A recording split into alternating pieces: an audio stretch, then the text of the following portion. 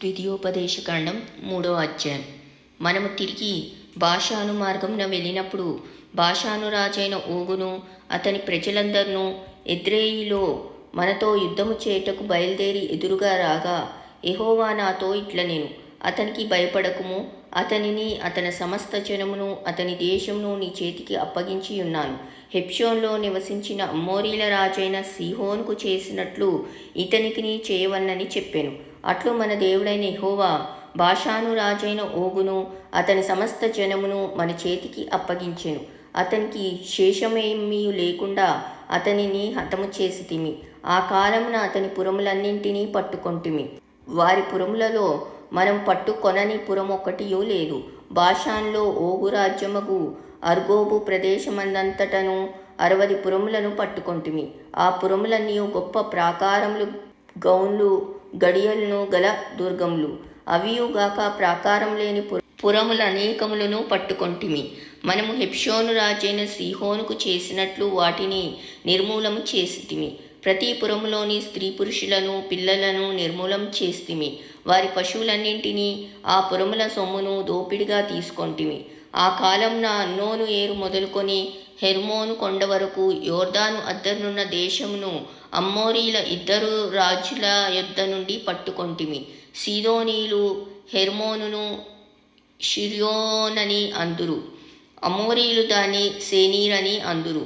మైదానమందలి పురములన్నింటినీ బాషాన్నందలి ఓగు రాజ్య పురములైన సల్కా, ఎద్రేయి అనువాటి వరకు గిలాదంతటిని బాషానును పట్టుకొంటిమి.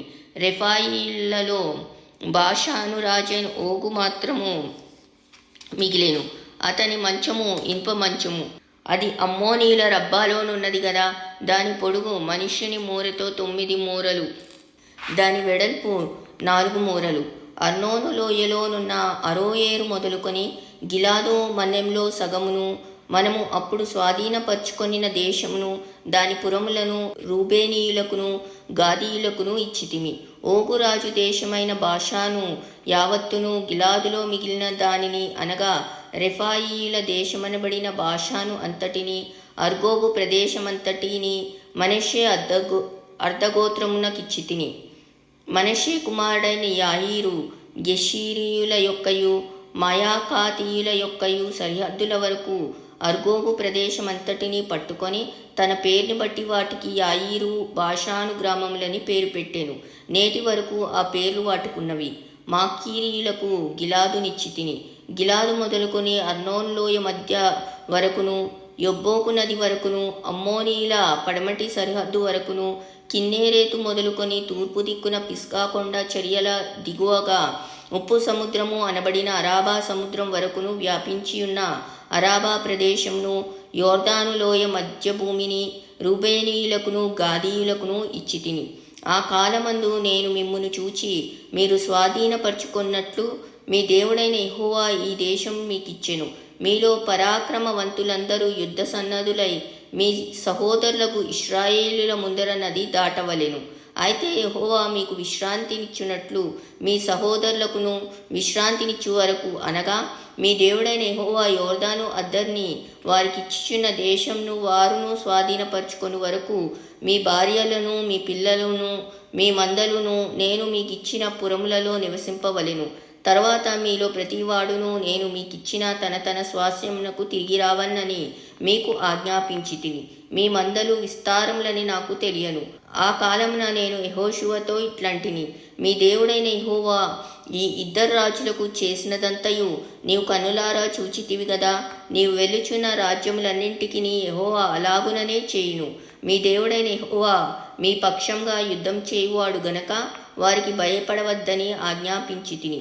మరియు ఆ కాలంన నేను, యెహోవా ప్రభువా, నీ మహిమను నీ బాహుబలమును నీ దాసునికి కనపరచ మొదలుపెట్టి ఉన్నావు.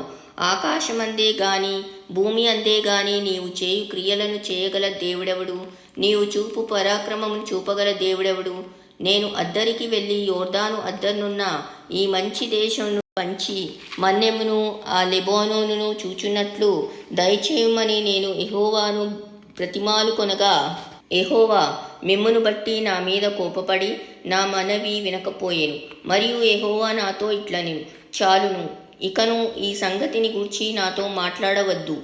నీవు ఈ యోర్దానును దాటకూడదు గాని నీవు పిస్కా కొండ ఎక్కి కన్నులెత్తి పడమటి వైపునను ఉత్తర వైపును దక్షిణ వైపును తూర్పు వైపును తేరి చూడుము.